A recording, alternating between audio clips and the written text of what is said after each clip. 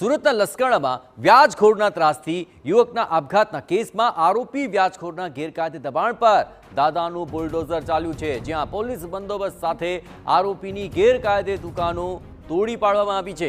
યુવકે વ્યાજખોરના ત્રાસથી આપઘાત કર્યાનો ખુલાસો થયો હતો। આ યુવકે વ્યાજખોર પાસે જુગાર રમવા માટે 80,000 રૂપિયા લીધા હતા। યુવકને આપઘાત માટે મજબૂર કરનારો વ્યાજખોર હવે પોલીસ સકંજામાં આવી ચૂક્યો છે। 22 વર્ષીય ચિત્ત ગાબાણીના આપઘાતના કેસમાં બેડ નીચેથી મળેલી સુસાઇડ નોટમાં ચોંકાવનારો ઘટસ્ફોટ થયો। જર્મની જવાના 10 લાખ હારવા સાથે વધુ 10 લાખનું તેણે દેવું કર્યું અને જુગાર રમવા માટે લીધેલા 80,000 સામે અજય શિરોયાએ 2 લાખની પઠાણી ઉઘરાણી શરૂ કરી હતી, જેથી યુવક આપઘાત માટે મજબૂર બની ગયો। પોલીસે આ મામલે અજય મહાકાલની ધરપકડ કરી હતી।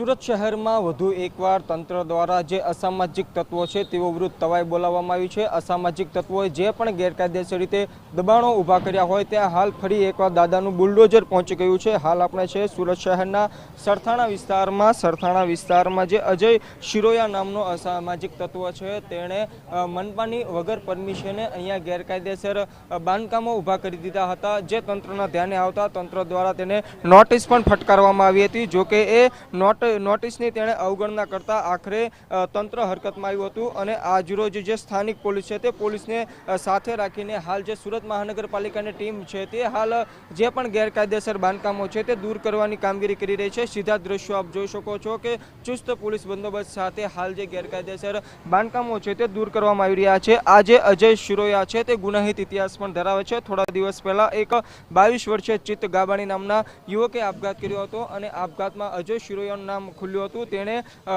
જે વ્યાજની છે તેની પઠાણી ઉઘરાણી કરી હતી, જેના ત્રાસથી આપઘાત કર્યા હોવાનું સામે આવ્યું। ત્યારે આપણી સાથે પીઆઈ કુલદીપ ચાવડા છે। સાહેબ, કઈ રીતનું દબાણ હટાવવાની કામગીરી ચાલી રહી છે? ગઈ તારીખ 17/5/2025ના રોજ સુરત શહેરના લસકાણા પોલીસ સ્ટેશન ખાતે આત્મહત્યાના દુષ્પ્રેરણ અને વ્યાજખોરીનો એક ગુનો નોંધાયો હતો।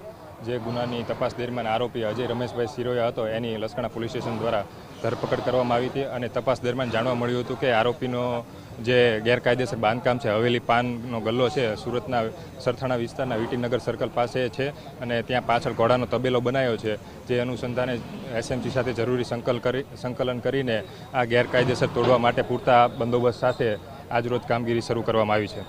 અજય શિરોયા છે તે શું ગુનાહિત ઇતિહાસ ધરાવે છે? અજય શિરોયા વિરુદ્ધ અગાઉ 4 થી 5 ગુના નોંધાઈ ચૂક્યા છે। સુરત શહેરના સરથાણા પોલીસ સ્ટેશનમાં 2 ગુના નોંધાયા છે, કાપોદ્રા પોલીસ સ્ટેશનમાં 2 ગુના નોંધાયા છે અને લસકાણા પોલીસ સ્ટેશનમાં હમણાં 3 દિવસ પહેલાં 1 ગુનો નોંધાયો છે। અગાઉ આરોપી વિરુદ્ધ પાસા અને તડીપારની પણ કાર્યવાહી થઈ ચૂકી છે। વ્યાજના ધંધા સાથે પણ સંકળાયેલો હતો? હા, ચોક્કસ। લસકાણા પોલીસ સ્ટેશન ખાતે જે આત્મહત્યાના દુષ્પ્રેરણનો ગુનો નોંધાયો છે એમાં ભોગ બનનારે લગભગ 80,000 રૂપિયા આરોપી અજય શિરોયા પાસેથી લીધા હતા, જેના બદલામાં લગભગ એ 2 લાખ જેટલા રૂપિયા પરત માગતો હતો અને પ્રેશર કરીને આ રૂપિયા માગેલા હતા, જેના અનુસંધાને ભોગ બનનારે આત્મહત્યા કરેલી છે। સીધા જ દ્રશ્યો આપ જોઈ શકો છો કે જે અજય શિરોયા નામનો અસામાજિક તત્વ છે, વ્યાજખોર છે, તેણે ગેરકાયદેસર રીતે હવેલી પાન એન્ડ ટી નામનું એક સેન્ટર ઊભું કરી દીધું હતું। જે 22 વર્ષીય યુવકે આપઘાત કરતા જે અજય શિરોયાનું નામ ખુલ્યું હતું અને બાદમાં પોલીસ દ્વારા તપાસ કરવામાં આવતા તેણે આ વિસ્તારમાં આ રીતે ગેરકાયદેસર બાંધકામ ઊભા કરી દેવાનું પોલીસે ધ્યાને આવતા જ પોલીસ દ્વારા નોટિસ ફટકારવામાં આવી હતી। જોકે અજય શિરોયા દ્વારા કોઈ પણ રીતે સ્વૈચ્છિક દબાણ હટાવવામાં નહીં આવતા આખરે દાદાનું બુલડોઝર અહીંયા પહોંચ્યું છે અને ચુસ્ત પોલીસ બંદોબસ્ત સાથે આ રીતે દબાણ દૂર કરવામાં આવી રહ્યું છે। જે રીતે સુરત મહાનગરપાલિકાની ટીમ દ્વારા કામગીરી કરવામાં આવી રહી છે, જેને લઈને અસામાજિક તત્વોમાં તેમજ વ્યાજખોરોમાં ફફડાટ ફેલાઈ ગયો છે। થોડા દિવસ અગાઉ જ રાજ્યના ગૃહમંત્રી હર્ષ સંઘવીએ પણ સંકેત આપ્યા હતા કે જે પણ વ્યાજખોરો હશે તેને છોડવામાં નહીં આવે અને તેની સંપત્તિઓ પણ જપ્ત કરવામાં આવશે। ત્યારે જે રીતે પોલીસ દ્વારા કામગીરી કરવામાં આવી છે, જેને લઈને સ્થાનિકો પણ ખૂબ જ કામગીરી બિરદાવી રહ્યા છે।